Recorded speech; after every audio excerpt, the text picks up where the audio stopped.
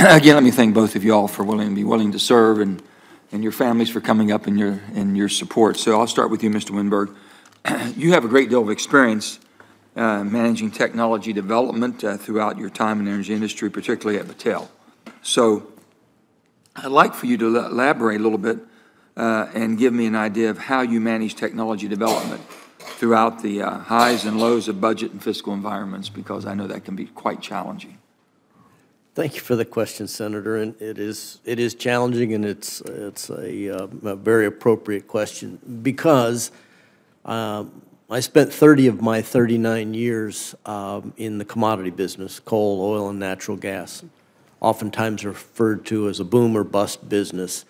And especially when I was at Consol Energy, when budgets were tight, we hunkered down with our research budget, and we focused on basic fundamental research, and we made some pretty significant progress. I think the most notable basic research being done by the Department of Energy that's talked a lot about now is the basic research for unconventional oil and gas, which then was taken by private industry and clearly commercialized. Yeah. However, when times are a little bit better in the commodity industry, there was more free cash available, and we were able to do pilot plants and demonstration projects. So if I'm confirmed to be the Assistant Secretary, I look forward to working with all of you, and whatever money is appropriated by Congress, I will commit to you that I will spend that as wisely as I possibly can to move our domestic energy effort forward across all three fossil fuels: coal, oil, and natural gas. Mr. Walker, while on the topic of a grid study, I know we've been talking about reliability and grid study. I'd like to get your opinion on a couple of conclusions that the Department of Energy came to regarding the extent to which regulatory burdens, as well as certain federal policies, have forced the premature retirement of baseload power plants, including the biggest contributor to coal and nuclear plant retirement has been the advantage economics of natural gas-fired generation, and basically FERC is going to low cost. Dispatch of variable renewable energy has negatively impacted the economics of baseload plants. Investments required for regulatory compliance have also negatively impacted baseload plant economics. The department then recommends developing a comprehensive strategy for long-term reliability and resiliency. And I just went through that, and I'm sure you've probably looked at that. Yes, sir, I did. Okay. So do you agree with their assumptions? Are you concerned about reliability? Or are we getting ourselves in a precarious position? I'm always concerned about reliability. It's part of just being an electric operations person. That study, there were a number of things that were in there regarding the base load concept.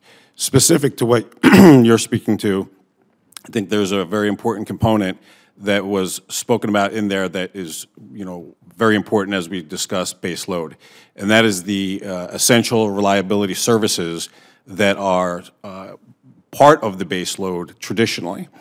And those involve things like frequency control, inertial control, reactive power flow control.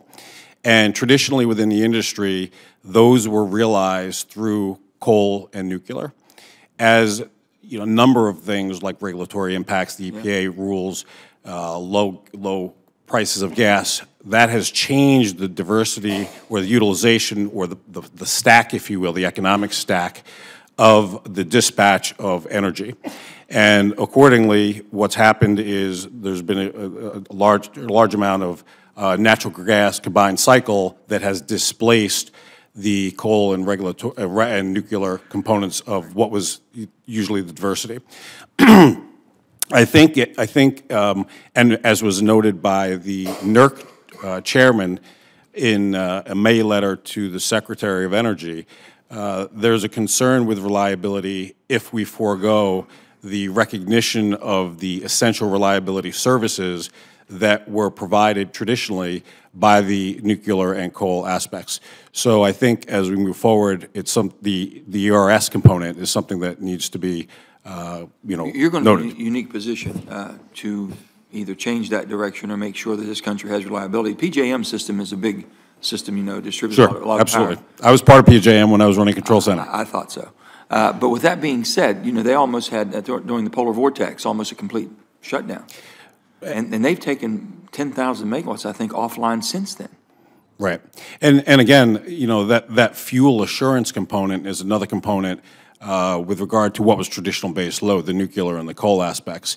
And the polar vortex is where we realized, you know, through those freezing temperatures, the inability or unavailability of the gas necessary for the combined cycle components. But I think and I'll finish up with, I know I'm over my time. A lot of the plants have been converted. A lot of the coal plants were converted, or new ones haven't been built, but they've been converted into having all of the environmental compliance, scrubbers, low NOx boilers, bag houses for mercury, on and on and on. And they have some life left in their cycles.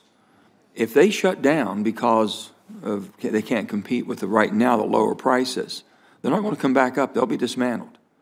And someone's got to step to the plate and say, listen, we've got to keep some of these in that rate base so that we have the reliability. And right now we're concerned no one's stepping to the plate. And I know there's quite a few of them in my state that's going to be going down.